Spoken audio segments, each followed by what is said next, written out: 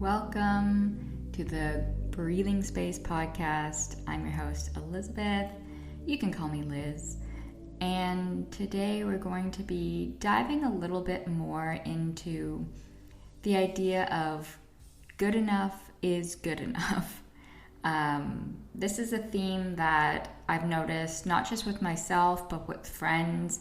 And going off of my last post on my last newsletter on Substack, where I talked about the waves of life, this is kind of continuing the same theme about contraction and growth, and how we can't always be in a phase of growth. And sometimes we're in survival, we're in contraction, we're coming back into ourselves, and we need to prioritize and completing tasks for others, whether it's at work, whether it's, how you're showing up in other ways of your life, and focusing on, instead of being perfect, just letting it be good enough, letting it be done. And this is something that I've been embodying and practicing and integrating in my own life. I've gone back to teaching for a short period of time, full time, and it's a career where I could be working 24 hours a day.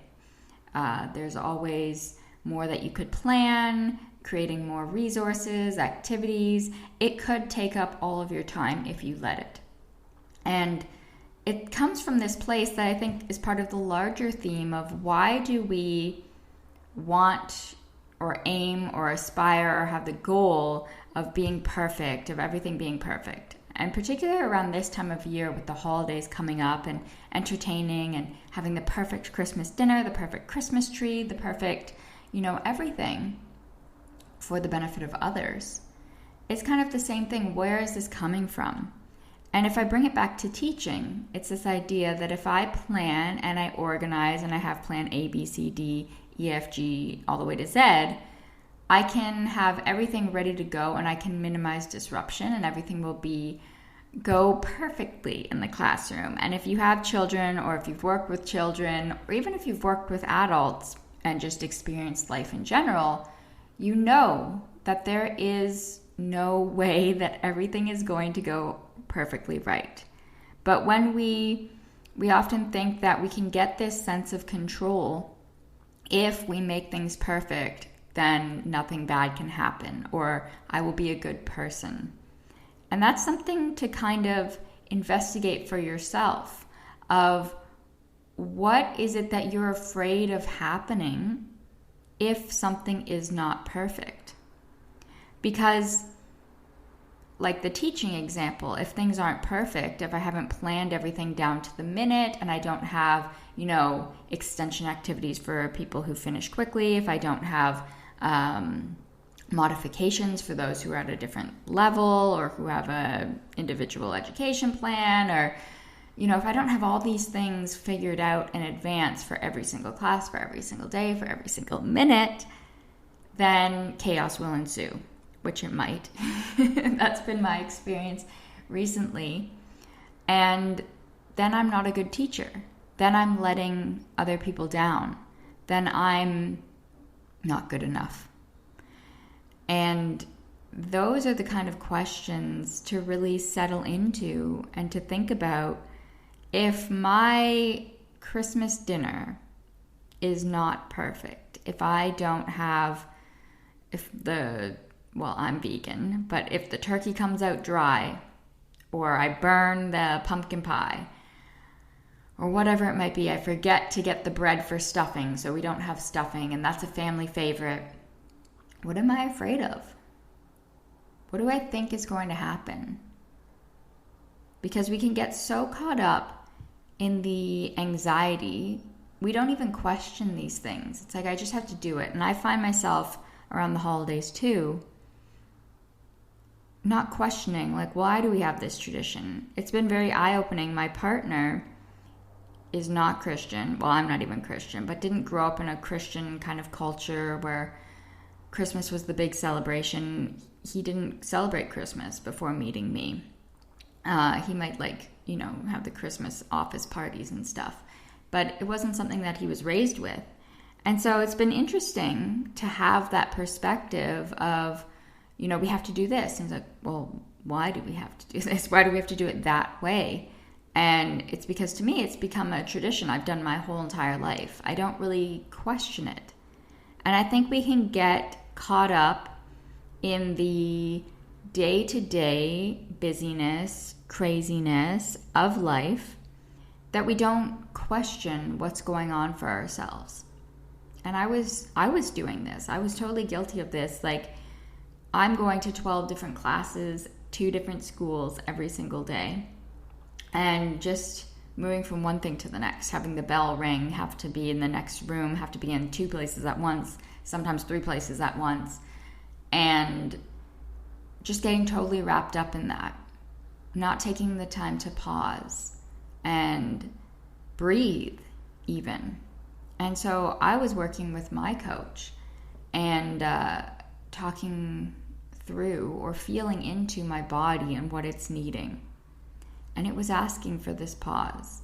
And it was asking for time to myself. And this is the break from the perfectionism. This is the break from the expectations we place on ourselves, the expectation to be perfect. And so I've been doing my breath in the morning and journaling as I drink my tea and just taking that pause and really checking in with, well, what's going on with me? And all it takes is 2 minutes. I may have talked about this before. And it's really just embodying this and getting a feeling and an understanding of what's alive in you, not what you think the expectations are, not just of yourself, because I would argue that this expectation of being perfect or having everything done or whatever it may be is not coming from you, like capital Y, you, your highest self, your true self, your essential self, whatever you want to call it. That's not the part of you that is so fixated on doing things a certain way and controlling the situation. There's another part of you that is detached from this, that is observing this, connecting to that part of you and letting it guide you. Because when you feel the tension in your body, when you feel frantic, when you feel stressed and overwhelmed and anxiety, these are signs that your body is giving you. They're not good, they're not bad, they're just feedback. And often, when we have anxiety, stress, overwhelm, the underlying thing there is fear. So what are we afraid of? Taking that time to kind of investigate it and see, and just being curious and open with it. And you can do that with, I've done this with my coach. I do it with myself. Some people call this like inner child healing. We don't have to get super fancy about it, but just connecting with the part of you that's afraid, that's imposing these expectations on yourself, because it's coming from a place that's afraid. It's like the little child who was scolded because they didn't do something right, and you're still holding on to that. And when you start to meet this and release it, because when we bring these things to light, they kind of disperse, they loosen a little bit. Even if they don't disappear entirely, they no longer have this hold on us anymore. And seeing if you can pare back to what's actually important. Like over the holidays, is it really important to have all these things on the table exactly at 5 o'clock for everyone to eat?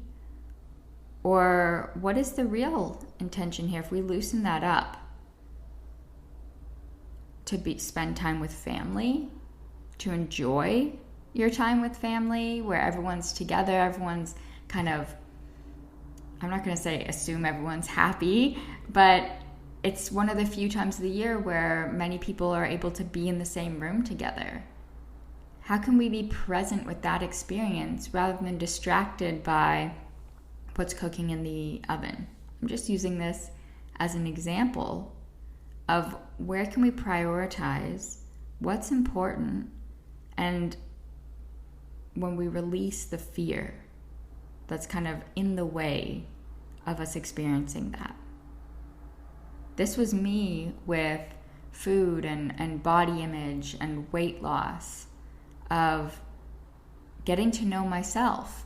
This is all the process of connecting with yourself, giving yourself the space to see yourself, to witness yourself, to be yourself.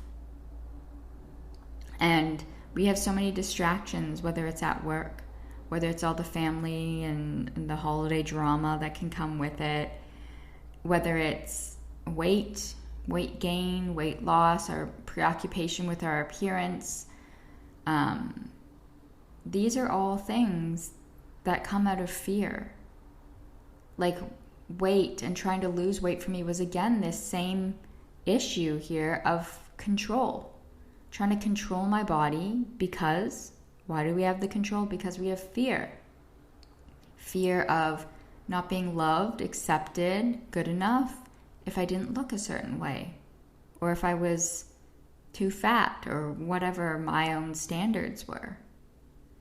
And so this is that continual cycle of control and fear, control and fear. And when we get trapped in it, we're not able to really honor where we are right now.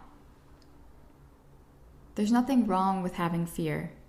Again, feelings are feedback. But when it shows up in ways that are unhealthy and behaviors that are unhealthy, controlling your weight and your body, controlling working long hours to try and plan everything to get control back that way, then this is when it becomes an unhealthy relationship with self. And so this is where the, I'm doing air quotes, work comes in. And the work is just investigating, bringing more awareness up, loving, accepting, appreciating all of these parts of yourself. Because if you're just going to look at these parts of yourselves and judge them, then nothing is going to shift or change, because there's no space for it to shift or change. There's no space when there's judgment. But when there's space of curiosity, love, acceptance, there's no expectation of things to change right away either. We're just observing. That's the first step. And so this could be observing that I'm in winter, I'm in contraction. Like the need for control is a contractive state. And saying, okay, that's where I am right now. Let's give myself a break and just do good enough. Not everything has to be hitting it out of the park, a home run, slam dunk, all the sports analogies there. It just has to be done. And then you can prioritize what you actually need, which might be rest, which might be going out with friends and leaving something unfinished at work or at home. Maybe you don't put the laundry away today and you go do something that's actually going to be restful. Something that's going to fill your cup. Or maybe you do put the laundry away and prioritize that because having a clean space is going to give you peace of mind. And these are the things that you'll start noticing and doing intentionally. Not just doing the laundry because I need to do the laundry out of obligation and expectation. Doing it intentionally because it makes me feel good. I feel good when the laundry is done and put away and I have an organized, clean home. Or I'm spending an extra hour doing work because I'll have peace of mind afterwards and I'll actually be able to be present with my family. Again, the intention here, it's not out of obligation. It's out of an understanding and appreciation of, I can't focus if this is plaguing me, running at the back of my mind. So I'm going to focus on it first, get it out of the way, and then I can be present. So you're being present with each and every choice that you make and being intentional in them. Because again, nothing is good or bad. working an extra hour or two is not good or bad. Doing the laundry, not doing the laundry is not good or bad when it's done with intention. And if we are experiencing a contraction, often we have a judgment of, well, I should be doing this. I should have completed this by now. I'm X years old and I've only done this much, or I haven't done this yet. Or we look at all the places we haven't traveled, or the degrees we never finished, or, not being married or having children, or whatever the kind of standards are that you've accepted, I say you've accepted because they may have been imposed on you, or you learned them growing up, as these are the markers of what success is. When I've made this much money and I have a house this big and I own my own home and I have a baby and a partner and I'm married, and I may have done that out of order, but out of the typical order that we hear. And you've accepted that as the standard because only you are responsible for this at the end of the day, of like what success means to you. And so giving yourself a break of, we can't always be out there grinding hard, chasing our goals without being detached from ourselves, because it is not possible to be at 100% all the time. And any of the growth or coaches or anyone out there who's talking about, increasing your productivity and things, sure. But I also know flow coaches who are talking about, you increase it at certain periods of time and then you take rest. Like, rest needs to be factored in here, but it's not really factored in our general society. Rest is not prioritized when it is absolutely essential. In order to grow, we need to rest. Like, look at pregnancy and growing an actual child. Women need to rest, ideally. I mean, not always what happens, but you need to rest. Or a baby or a puppy. Look at how much they sleep. They're resting so they can grow. You cannot have one without the other. So this expectation that we need to be growing, doing, out there, taking a step forward every single day, it's just not realistic. And it goes against the laws of nature. And we see this in the seasons. When I keep talking about winter, things die in winter, or they take a pause. The trees shed their leaves and everything kind of slows down to be reborn in the spring, to regrow, to flourish in the summer, and then to slowly come back into itself in autumn and winter. This is the natural cycle of things, and we're so disconnected from it because we're disconnected from ourselves. Like I was just saying, with this pattern of control and fear, this pattern disconnects us from ourselves. We don't have space to be ourselves. We don't have space to explore our own seasons, our own feelings. Because if we are good vibes only, positive all the time, growth, taking steps forward, action steps, having goals, it's very mechanical, it's very masculine, and no one is masculine all the time if we're talking about energies too. I'm bringing a lot of different pieces in today because there's all different ways of understanding this, and I believe it all goes together. Even a masculine energy dominant person has moments of feminine, and the feminine is the rest. And so to divorce ourselves from that is to divorce ourselves from like a key part of us. If we're only happy, positive all the time, it comes at the expense of feeling these other emotions, which are feedback for what's actually going on with you. You're basically invalidating the part of yourself that is experiencing a low vibe feeling from time to time. You're ignoring the parts of you that are experiencing anxiety. I've had clients who didn't know that they were experiencing anxiety until they came to a breathwork session, because they finally gave themselves the space to check in with what's going on inside of themselves, in their bodies. And they were like, whoa. And it was difficult for them, because we can stay so much in our mind and so much in this forward momentum, and our body gets left behind.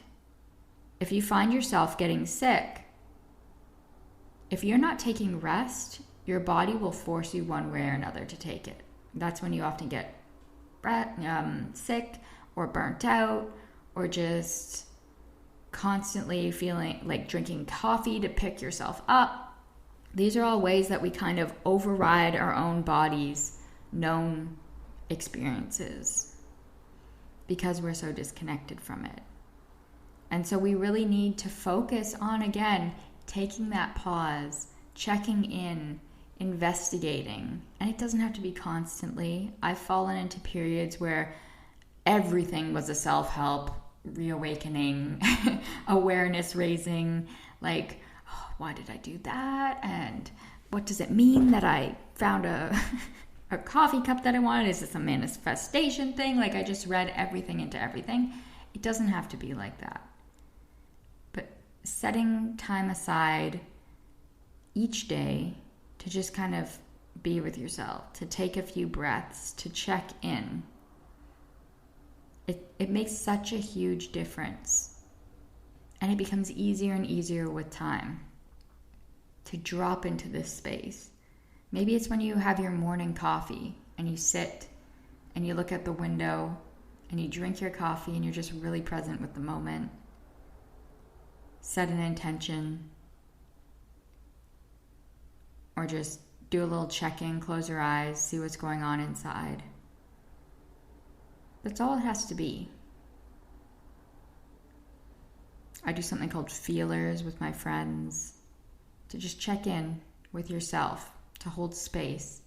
You don't even have to do it with a friend, do it with yourself. Often it's difficult in the beginning to do this with ourselves because all the little fears and anxieties, the need for control, they're going to send all these thoughts to your head and you'll be overwhelmed with thoughts. That's what is initially, if you haven't been doing this for a long time or ever, is going to happen. You're going to have a bunch of thoughts. This is what happens when people try to meditate in the beginning. Like, oh, it's not working for me. And they give up because they've got all these thoughts. Because you're not acknowledging these thoughts and you haven't learned to detach from them yet. You'll always have thoughts. You can't control your thoughts. As much as we think we can control the thoughts, we can't. They're coming from your body, actually. So the physiology of your body, if it's in an anxious place, is going to give you anxious thoughts. If your body's relaxed, you're going to find there's less thoughts, or there's more of an openness to different things, where you're being more creative. It's because your body feels safe. So it's open to those sorts of ideas flowing. That's why people are like, oh, I get my best ideas in the shower or something, because your body's relaxed in the shower. It's in a nice, like, warm environment with the steam, nice smells from the soap. You don't have to be doing anything else. You're not even on your phone or something, I'm assuming, in the shower. So it's open. Your body is open to ideas in this place. Whereas if you haven't slept, you get all these grumpy thoughts because you're tired and your body's tired. So if your thoughts and your feelings are just the outward kind of manifestation of your physiology, of your body. So if we check in with the body, you're going to start noticing the thoughts will be shifting too. They won't be gone, but they'll be shifted. And this is why the breath is also a powerful tool, because the breath can shift your body and your nervous system. Can activate things, can deactivate, can downregulate and upregulate your nervous system. So get you in like a heightened energetic state or get you in a super relaxed, calm state. And we need both. Like I'm saying, we need this balance. We can't just be in the go, go, go state all the time. But sometimes we need it. Sometimes stress is a healthy emotion. It does get us moving, right? If you're stressed, it's like, okay, I have to do this now. It's a natural function for us, but it's not supposed to be on all the time. We're not supposed to be perpetually stressed. Then we get the stress hormones going all the time. It's not good for us. But everything is meant to be there for a reason. The low vibe feelings and thoughts are meant to be there. So it's learning to detach yourself from them and to observe them, to be the observer of your life. A really great book for this is The Power of Now by Eckhart Tolle, or Tolle, I'm not sure how to say his last name, Tolle. That is a book, when we talk about books that changed your life, that book really changed my life and the way that I think and show up. And it coupled with, meditation, mindfulness, breath work, they all kind of came together for me. But that book really, it speaks to a different part of you. Highly recommend.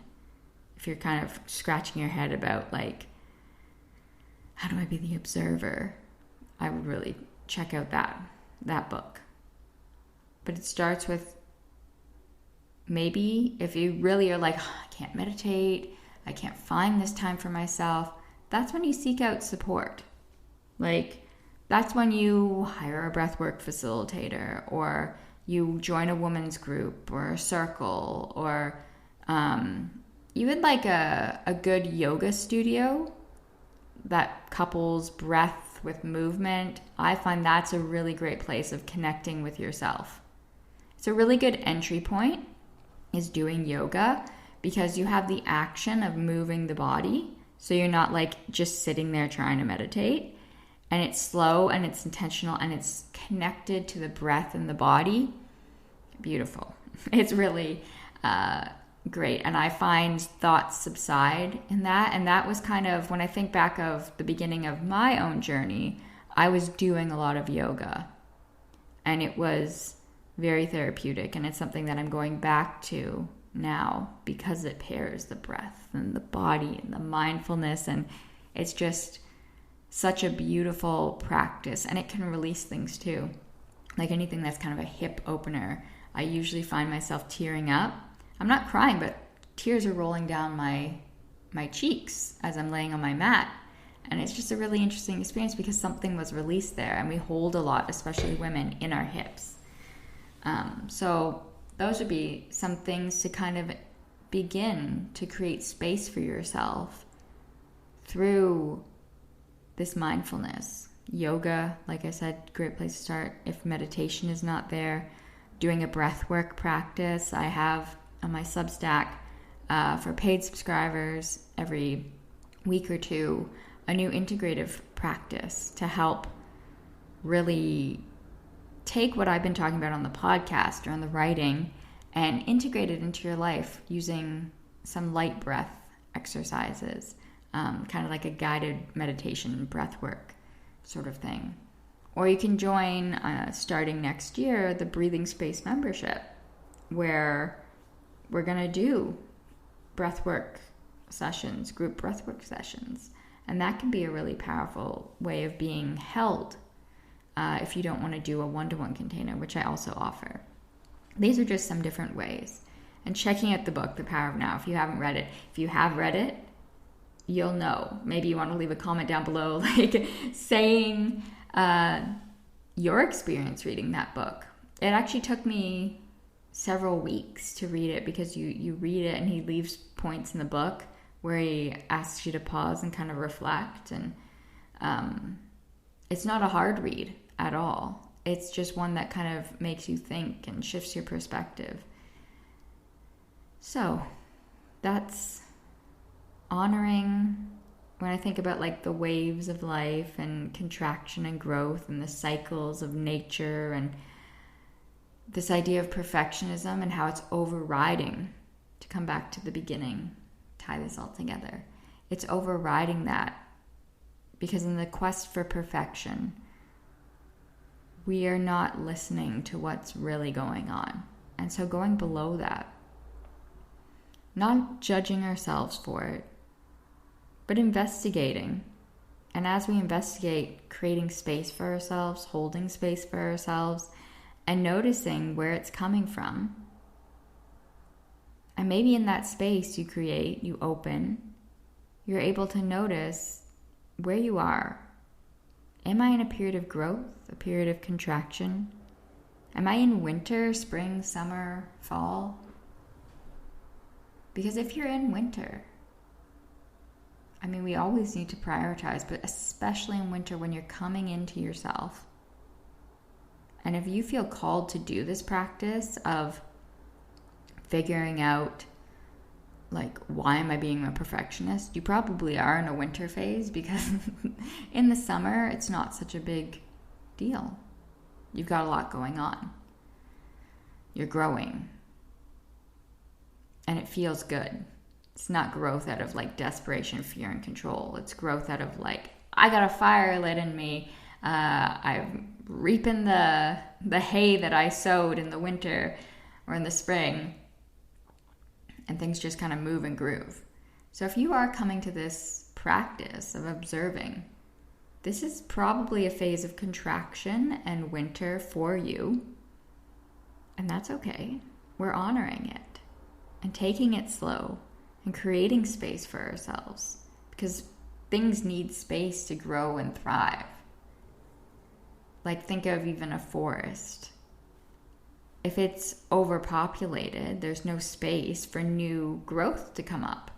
So you have to clear the space, create the space, so then new little buds can come up and saplings can grow. And eventually you'll have a new forest to live in.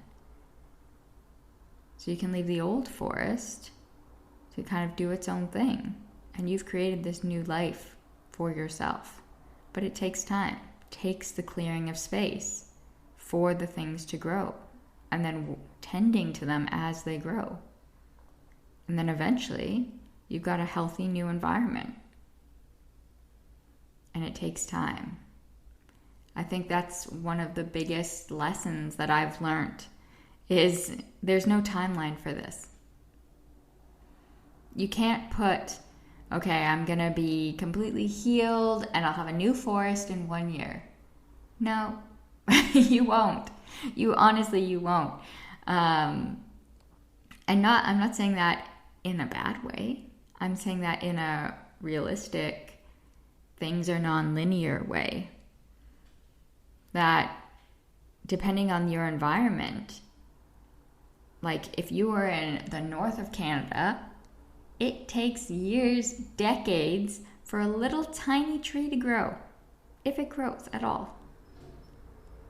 And if you are in like near the equator, in some super fertile, sunny, warm, humid environment, things grow much faster. We're all in different environments in different times in our life. And we need to honor that and appreciate, accept, at least acknowledge that. Some of us had more difficult environments growing up. And so things may take a little bit more time. If you're doing something that no one else in your family has done before, maybe it'll take a little bit more time than someone who has connections, wealth, background. It's not to say that neither of you are capable. It's just knowing the environment in which you live currently and knowing that environment can change. Just like the seasons, your environment changes with the season. And we don't get to will things into existence right away either. I see all the time about manifestation coaches and, you can manifest right away. Your manifestations are a reflection of your own body, its safety in its environment, months, if not years ago. And they're just coming out into the material world now. So this idea again that if I do X, Y, Z again, control, then I'll have this right away. I'll manifest it, and then it doesn't happen, and you're like, well, what the heck? We have to notice where this control is coming up in our lives. Trying to control the seasons goes against nature. If you are in a period of winter and you're trying to control things and make it a period of summer, it's also not going to happen. And that resistance that you create is just going to delay things further. The more resistance there is, and if you're trying to manifest, if there's resistance there at all, it ain't happening, because you have to feel safe in order for things to grow, and growth is manifestation. But we can plant the seeds now. Even in winter, we can be preparing for summer, coming inward, planning what you're going to plant in the spring.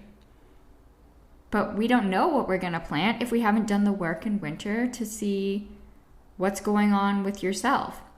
Checking the store cupboard. Okay, I've got a lot of wheat here. Let's plant some oats. Like, I'm talking metaphorically, of course, but we do the same thing of, okay, I've tried this in the past. I realize this isn't what I want to do. So making a plan, well, what actually feels good to me, figuring it out in the winter, and then the spring, you can apply to a new job or a new degree or for a visa to travel somewhere else or whatever it may be. The winter is the planning. The spring, the winter is like the ideation, brainstorming. The spring is the planning, and the summer is the doing. And then autumn, it's slowing down, beginning to come back. And then again in winter, you're back in yourself. And we do this in different phases, in different time periods. Sometimes things can happen really quickly. Like you can move through the seasons quite quickly. A few days, a few weeks, a few months. And sometimes we're in a certain season for longer.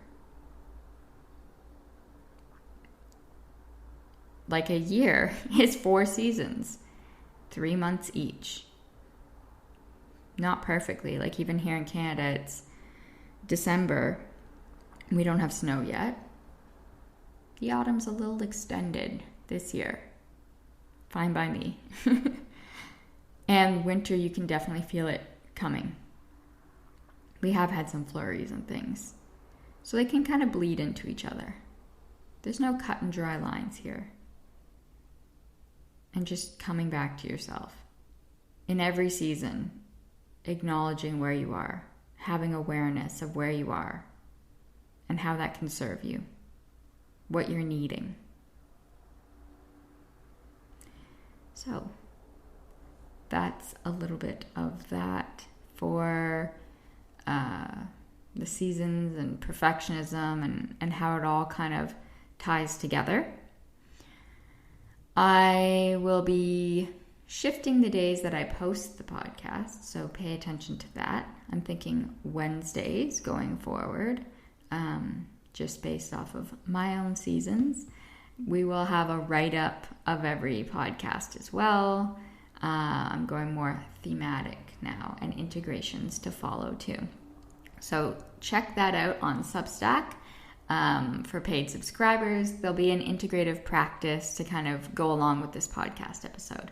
So you can check me out at thebreathingspace.substack.com. I'll put a link in the show note, and maybe you're listening on Substack because this is where it's hosted. So hello to my fellow Substack people. I'm really liking it because, you know, the season of my life, Instagram does not fit into this season. And I'm really enjoying long form content, whether it's a longer podcast episode or writing an article rather than like a reel or something. So you won't be seeing me posting very much on Instagram. Just occasionally maybe popping in. Maybe not, because I've deleted it off my phone.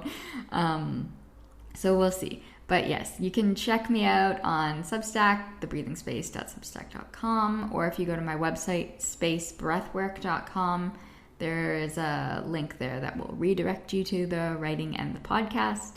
You can also listen to this podcast wherever you find podcasts, Apple, Spotify, all that fun stuff as well. So I will catch you in the next episode. For now, I leave you with the parting thought of, what season are you in? Are you in a period of growth or a period of contraction and rest? And knowing that neither is good or bad, right or wrong, it just is. Right? Sending you so much love, and I'll catch you next week.